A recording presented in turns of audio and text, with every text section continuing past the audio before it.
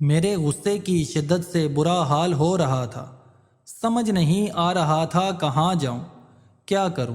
گھر والوں نے بھی تو میرے ساتھ بہت زیادتی کی تھی۔ محض پیسے کے لیے اندھے شخص کے ساتھ میرا بیاہ کر دیا تھا۔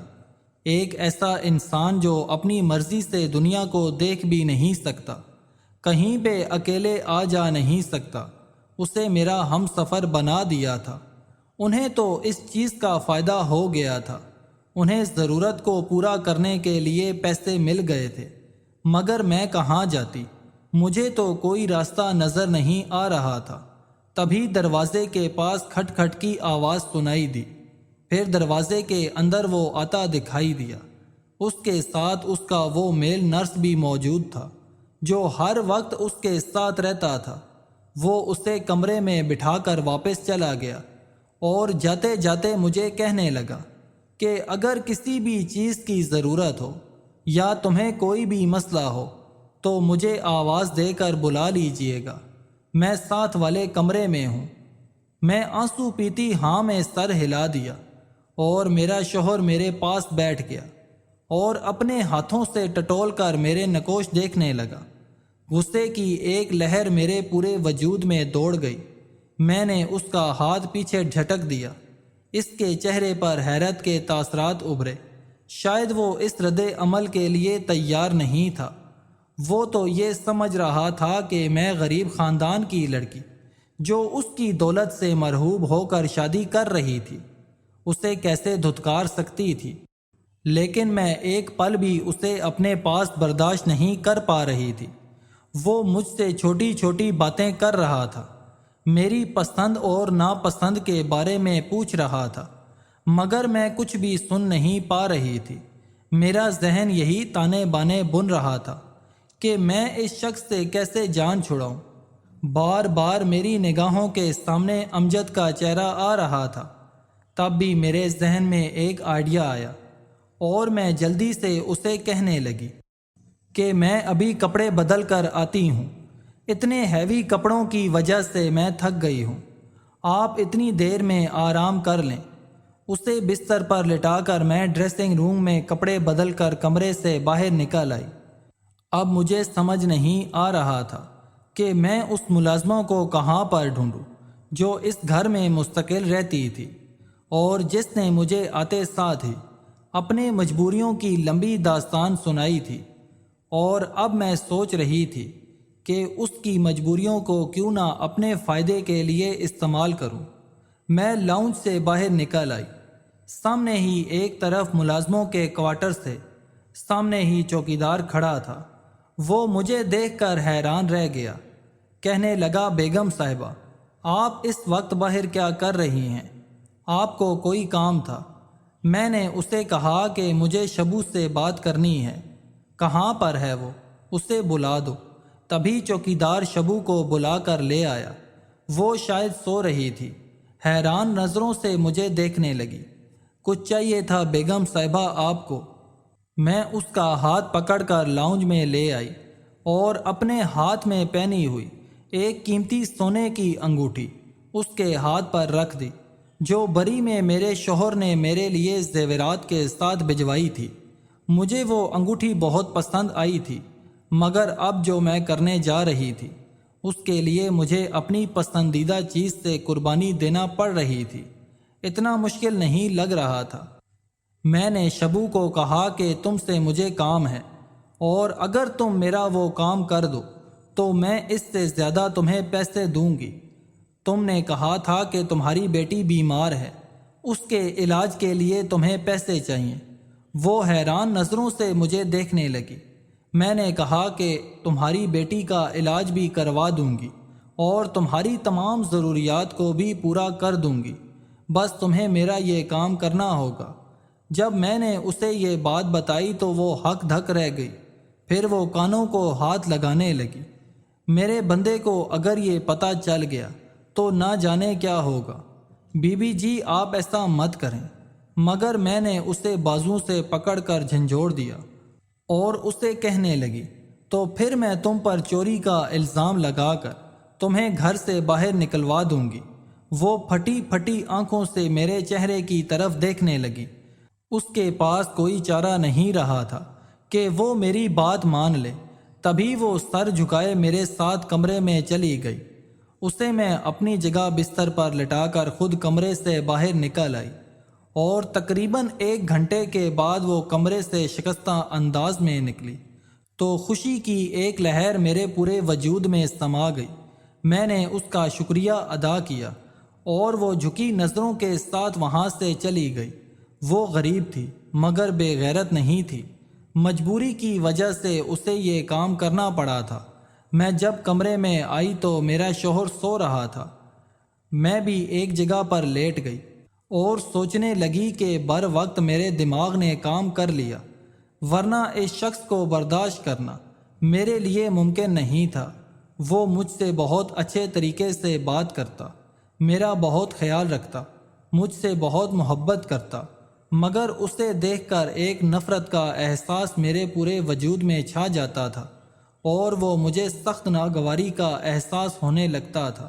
میرا تو دوبارہ اپنے امی ابو سے بات کرنے کا دل ہی نہیں کر رہا تھا، کیونکہ جو کچھ انہوں نے میرے ساتھ کیا تھا اس کے بعد میں واپس جانے پہ تیار نہیں تھی۔ پھر ایک دن امی خود آ گئیں اور روتے ہوئے مجھے گلے سے لگا لیا اور شکوہ کرنے لگی کہ تم اتنے دن سے ایک بھی بار مجھ سے ملنے نہیں آئی۔ امی کی بات سن کر میرا دل پسیج گیا۔ تبھی میرا شوہر بھی کہنے لگا کہ تم ان کے ساتھ کچھ دن کے لیے چلی جاؤ۔ یوں میں بجھے دل سے امی کے ساتھ رہنے کے لیے آ گئی تھی، اور پھر ایک دن میری امجد سے ملاقات ہوئی۔ اس کو دیکھ کر پرانی محبت بیدار ہو گئی۔ امجد نے بھی ایک شکوہ کنا نظر مجھ پر ڈالی اور دوبارہ سے وہ اپنے کام میں مصروف ہو گیا تھا۔ وہ اس وقت چھت پر پتنگ اڑا رہا تھا۔ کافی دیر تک میں نے اسے نظر انداز کرنے کی کوشش کی، مگر جب خود پر قابو نہ پا سکی تو بالآخر میں دل کے ہاتھوں مجبور ہو کر اس سے مخاطب ہو بیٹھی، اور پھر اس کے شکوے بھری باتیں سن کر مجھے اندازہ ہو گیا کہ وہ بھی بہت دکھی ہے۔ اس سے زیادہ تو میں دکھی تھی۔ اس سب میں میرا کوئی قصور نہیں تھا۔ اس کے چہرے کی طرف دیکھتے ہوئے میرے ذہن میں وہ گھنونا خیال آیا، اور میں سوچنے لگی کہ اس خیال کو کیوں نہ پایا تکمیل تک کیسے پہنچاؤں۔ گھر آنے کے بعد میں نے اپنے منصوبے پر عمل درآمد کرنا شروع کر دیا۔ وہ ملازمہ اپنی مجبوری کی وجہ سے میری بات ماننے پر مجبور تھی۔ اس کی طرف سے تو مجھے اطمینان تھا کہ وہ یہ بات کسی کو نہیں بتا سکتی۔ دوسری طرف صفدر تھا جو میرے شوہر کا چمچہ تھا۔ اس کا بہت زیادہ مخلص تھا، ہر بات اسے بتاتا تھا اسے راستے سے ہٹانے کے لیے۔ پھر میں نے یہ منصوبہ بنایا۔ آدھی رات کو فون کر کے میں نے اسے کمرے میں یہ کہہ کر بلایا کہ میرے شوہر کی طبیعت خراب ہے۔ وہ فوراً اسے کمرے میں آ گیا۔ تب میں چیخنے لگی، شور مچانے لگی۔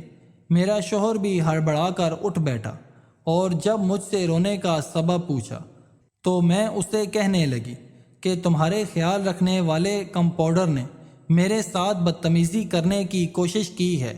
صفدر یہ سن کر پریشان ہو گیا۔ اس نے اپنی صفائی دینے کی بہت کوشش کی، مگر میرے شوہر نے وہی سنا جو میں نے اسے سنایا تھا، اور وہی دیکھا جو میں نے اسے دکھایا تھا۔ اس کے بعد میرے شوہر نے صفدر کو نوکری سے نکال دیا۔ صفدر بے گناہی ثابت کرنے کی بہت کوشش کر رہا تھا، مگر اسے بالکل بھی اس میں کامیابی حاصل نہیں ہوئی۔ اب سوچے سمجھے منصوبے کے تحت میں نے اپنے شوہر کو کہا کہ میرا دور کا کزن ہے، ویسے بھی اسے نوکری کی تلاش ہے اور وہ آپ کے ساتھ رہے گا، آپ کا خیال بھی رکھے گا۔ یہ سن کر میرے شوہر کہنے لگا کہ اگر تم ایسا کہہ رہی ہو تو صحیح ہی ہوگا، یوں بھی تم سے زیادہ میرے ساتھ اور کون مخلص ہو سکتا ہے۔ ان کی بات سن کر ایک پل کو میں شرمندگی کی گہرائیوں میں ڈوب گئی کہ میں ان کے ساتھ کیا کر رہی تھی اور ان کے میرے بارے میں کیسے جذبات تھے۔ مگر میں نے اپنے جذبات کو سلا دیا تھا، اور پھر میں نے امجد کو گھر میں رکھ لیا۔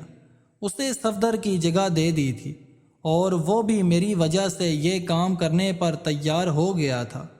یوں بھی یہ اتنا بڑا گھر تھا یہاں پر وہ آرام سے رہ رہا تھا، اسے کسی چیز کی کوئی کمی نہیں تھی، اور یہاں پر اسے میری قربت بھی میسر تھی۔ ہم دونوں ہی بہت خوش تھے، کامیابی سے کھیل کھیل رہے تھے۔ میں اپنی ملازمہ کو اپنے کمرے میں بلا لیتی تھی اور خود امجد کے کمرے میں چلی جاتی تھی۔ سب کچھ میری مرضی کے مطابق ہو رہا تھا۔ ایک دن میرے شوہر کہنے لگا کہ میں کام کے سلسلے میں ملک سے باہر جانا چاہتا ہوں۔ یہ سن کر میں بوکھلا گئی کہ اگر وہ ملک سے باہر جائیں گے تو امجد بھی ان کے ساتھ جائے گا، اور امجد کے بغیر میں کیسے رہ سکتی ہوں۔ تبھی باتوں باتوں میں نے ان سے پوچھا کہ آپ اپنے ساتھ کس کو لے کر جائیں گے؟ آپ کا خیال رکھنے کے لیے کوئی تو ہونا چاہیے۔ وہ کہنے لگے کہ میرے ساتھ میرا دوست جا رہا ہے، وہ میرا خیال رکھے گا۔ ان کی بات سن کر میں مطمئن ہو گئی۔ بھلا مجھے اس بات پر کیا اعتراض ہو سکتا تھا؟ وہ پھر ملک سے باہر چلے گئے۔ یہ 1 مہینہ میں نے بہت بھرپور انداز میں گزارا تھا، اپنے شوہر کے پیسے کا استعمال کرتے ہوئے۔ میں امجد کے ساتھ عیش کر رہی تھی۔ پورے پاکستان میں وہ جگہیں جہاں پر میں ویسے جانے کا تصور بھی نہیں کر سکتی تھی، ان سب جگہوں پر نہ صرف ہم دونوں گھومنے کے لیے گئے تھے، بلکہ ہم دونوں نے بہت زیادہ انجوائے کیا۔ زندگی میں آنے والے یہ لمحات ہم لوگوں نے بھرپور طریقے سے گزارے تھے۔ ہم دونوں بہت خوش تھے۔ اور پھر 1 مہینے کے بعد جب میرا شوہر گھر آ گیا تو وہ پہلے سے بدلے ہوئے لگ رہے تھے۔ انہوں نے مجھ سے نارمل انداز میں ہی بات کی تھی، مگر پھر بھی ان کا لہجہ بدلا ہوا تھا۔ دیکھنے میں بھی وہ پہلے سے زیادہ صحت مند ہو گئے تھے۔ ان کے چہرے پر بھی سنجیدگی طاری تھی۔ اور رات کو پھر حسب معمول میں نے ملازمہ کو اپنے کمرے میں بلا لیا اور پھر خود امجد کے کمرے میں چلی گئی۔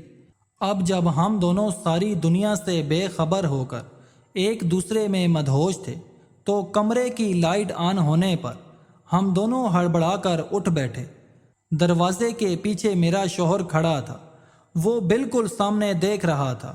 اسے دیکھ کر ایک پل کو میری سانس رک گئی، مگر اس کے اندھے ہونے کا سوچ کر میری سانس میں سانس آئی۔ کافی دیر تک وہ وہیں کھڑا رہا۔ اسے دیکھ کر ہم لوگ پھر ایک دوسرے میں مصروف ہو گئے۔ وہ دروازہ بند کر کے وہاں سے چلا گیا۔ اپنے شوہر کی یہ کمزوری میرے لیے بہت فائدہ مند ثابت ہوئی، اور اگلے دن جب میں صبح ناشتے کے لیے ٹیبل پر آئی تو یہ دیکھ کر ہکا بکا رہ گئی۔ سامنے ٹیبل پر میرا شوہر بیٹھا ہوا تھا، اور حیرانگی کی بات یہ تھی کہ اس کے ہاتھوں میں ایک اخبار تھا، آنکھوں میں گلاسز تھے۔ وہ اخبار پڑھنے میں مصروف تھا۔ میں نے اور امجد نے حیران پریشان نظر ایک دوسرے پر ڈالی۔ یہ سب کچھ کیا تھا؟ تبھی میرے شوہر نے مجھ پر ایک بھرپور نظر ڈالی اور کہنے لگے کہ میں تمہیں ایک خوشخبری سنانا بھول گیا تھا کہ میں باہر اپنی آنکھوں کا آپریشن کروانے کے لیے گیا تھا اور میری نظر واپس آ گئی ہے۔ اس کی بات سن کر میرا اوپر کا سانس اوپر اور نیچے کا سانس نیچے رہ گیا تھا۔ اس کا مطلب تھا کہ رات جو کچھ بھی ہوا تھا اس نے دیکھ لیا تھا۔ اس پر میری حقیقت کھل گئی تھی۔ میرے چہرے کے تاثرات دیکھ کر وہ زخمی سے انداز میں مسکرایا اور کہنے لگا کہ میں نے تم پر اعتبار کیا تھا، تم سے سچی محبت کی تھی۔ جب تم نے صفدر پہ الزام لگایا تھا تو میں تب ہی چونک گیا تھا، اور پھر آفس میں جانے کے بعد میں نے صفدر کو اپنے آفس میں بلایا تھا تو ہچکچاتے ہوئے اس نے مجھے بتایا کہ تم جھوٹ بول رہی تھی، اس پہ الزام لگا رہی ہو۔ اس سب میں نہ جانے تمہارا کیا مقصد ہے، اور تبھی میں تمہاری حقیقت خود جاننا چاہتا تھا۔ میں کسی اور کے منہ سے تمہارے بارے میں کچھ بھی سننا نہیں چاہتا تھا، اور مجھے یہ بھی خبر نہیں تھی کہ وہ سچ کہہ رہا ہے یا جھوٹ بول رہا ہے۔ اور اب جب میں آپریشن کروا کر واپس آیا تو تم نے جب ملازمہ کو میرے کمرے میں بھیجا تو میں ٹھٹک کر رہ گیا۔ ملازمہ بھی مجھے اندھا سمجھ رہی تھی، مگر جب میں نے اس سے بات کی اور اس سے یہ سب پوچھا تو وہ پہلے تو ڈر گئی اور پھر روتے ہوئے کہنے لگی کہ میں مجبور تھی، میں نے جو کچھ بھی کیا مجبوری کی وجہ سے کیا۔ اس کی بات سن کر غصے کی ایک شدید لہر میرے وجود میں سما گئی۔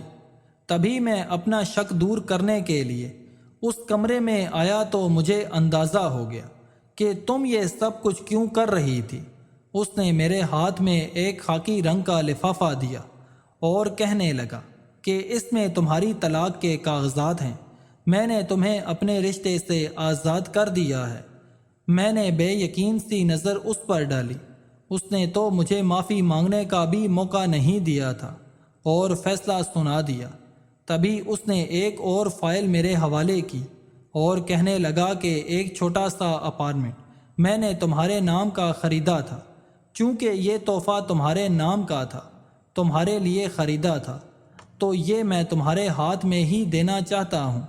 اب تم جو چاہے اس کا کرو اور مبارک ہو، اب تم آزاد ہو اپنی مرضی سے اپنی زندگی گزارنے کے لیے۔ ہم دونوں مرے مرے قدموں سے وہاں سے نکلے۔ یہ بھی ایک غنیمت تھا کہ اس نے میرے نام پہ اپارٹمنٹ کر دیا تھا اور میرے بیگ میں بھی اچھے خاصے پیسے موجود تھے۔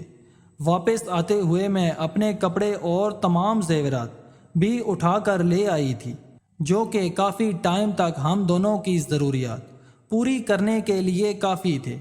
ہم دونوں اس اپارٹمنٹ میں آ کر رہنے لگے اور پھر عادت مکمل ہوتے ہی میں نے امجد پر زور دینا شروع کر دیا کہ نکاح کر لو۔ اس نے مجھ سے شادی کر لی تھی، سارا دن وہ گھر میں ہی رہتا تھا۔ اب میرے پاس پیسے اور زیورات ختم ہونے لگے تھے، اب میں اس زندگی سے بور ہونے لگی تھی۔ صبح شام میں امجد کو کہتی تھی کہ کوئی کام دھندا کر لو، آخر کب تک یوں گھر میں پڑے رہو گے؟ جب بھی میں اسے یہ بات کہتی وہ مجھے پیار سے ٹال دیتا، مگر اب میری برداشت جواب دے گئی تھی۔ میں اسے غصے سے یہ بات کہتی تھی، اس وجہ سے اس نے مجھ پر ہاتھ اٹھانا بھی شروع کر دیا تھا۔ میں جب بھی اسے کمانے کی بات کرتی تو وہ مجھ پر غصہ کرنے لگتا، مجھے مارنے لگتا۔ وہ تو نکھٹو انسان تھا، اسے تو کام کرنے کی عادت ہی نہیں تھی۔ اماں کی بات بالکل صحیح تھی، وہ صرف آوارہ گردی کر سکتا تھا اور اچھی اچھی باتیں کر سکتا تھا، اس کے علاوہ اس میں اور کوئی گن نہیں تھا۔ مگر افسوس کہ میں انہیں خوبیوں کی وجہ سے اس پر مرتی تھی اور اپنا ہنستا بستا گھر اجاڑ بیٹھی تھی۔ ماں باپ مجھ سے ناراض تھے، وہ میری شکل دیکھنے کو بھی تیار نہیں تھے، اور یہاں پر میں ہر وقت جلتے کرتے دن گزار رہی تھی۔ تعلیم بھی میری میٹرک تک تھی، مجھے کسی اچھی جگہ پر نوکری بھی نہیں مل سکتی تھی۔ تبھی میں نے ایک فیکٹری میں کام کرنا شروع کر دیا۔ صبح سے لے کر شام تک میں فیکٹری میں کام کرتی تھی، اور جب گھر میں آتی تو میرا شوہر اپنے بستر پر لیٹا ہوا ٹی وی دیکھنے میں مصروف ہوتا تھا۔ اس کو دیکھ کر غصے کی لہر میرے وجود میں دوڑ جاتی تھی، اور پھر سارے دن کی تھکی ہاری میں گھر کے کام کرنے میں مصروف ہو جاتی۔ بار بار میری آنکھوں سے آنسو بہتے اور مجھے اپنے وہ عیش برے دن یاد آ جاتے جو میں نے اپنے پرانے شوہر کے گھر میں گزارے تھے، اور اب وہ دن جیسے میرے خواب بن کر رہ گئے تھے۔ میں اپنے گناہوں کی وجہ سے یہ اذیت اور ذلت بھرے دن گزارنے پر مجبور ہو گئی۔ اماں کے گھر جاتی تو وہ بھی مجھے دیکھ کر منہ دوسری طرف کر دیا کرتی تھی۔ میں روتے چہرے کے ساتھ وہاں سے واپس آتی۔ میں گھر اور نوکری میں جیسے گن چکر بن کر رہ گئی تھی۔ میں اب ہر لمحے پچھتاتی رہتی تھی۔ اگر میں اماں کی بات مانتی اور تھوڑا سا صبر سے کام لیتی، اپنے شوہر کو عزت اور محبت دیتی۔ اماں نے مجھے کہا بھی تھا کہ آپریشن کے بعد وہ ٹھیک ہو جائے گا، مگر میں ہی اس کی نفرت میں باولی ہوئی جا رہی تھی۔ آج اس کے ساتھ اس کے گھر میں عیش و آرام کی زندگی گزار رہی ہوتی، اور اب تو اس کی آنکھیں بھی واپس ٹھیک ہو چکی تھی۔ اماں صحیح کہتی تھی کہ تم سدا کی جلد باز ہو، اور آج اسی جلد بازی کی وجہ سے میں کہیں کی نہیں رہی۔ اب مجھے امجد کے ساتھ ہی ہر حال میں گزارا کرنا تھا، کیونکہ میرا اپنا انتخاب تھا اور امجد کو پتہ تھا کہ مجھ پر واپسی کے سارے دروازے بند ہو چکے ہیں اور میں اسے چھوڑ کر کہیں نہیں جاؤں گی۔ اور اس اپارٹمنٹ میں وہ آرام سے رہتا تھا اور میں سارا دن کام کاج کر کے گھر کا چولہا جلا رہی تھی۔ مجھ جیسی عورتوں کے ساتھ ایسا ہی عبرت ناک انجام ہوتا ہے۔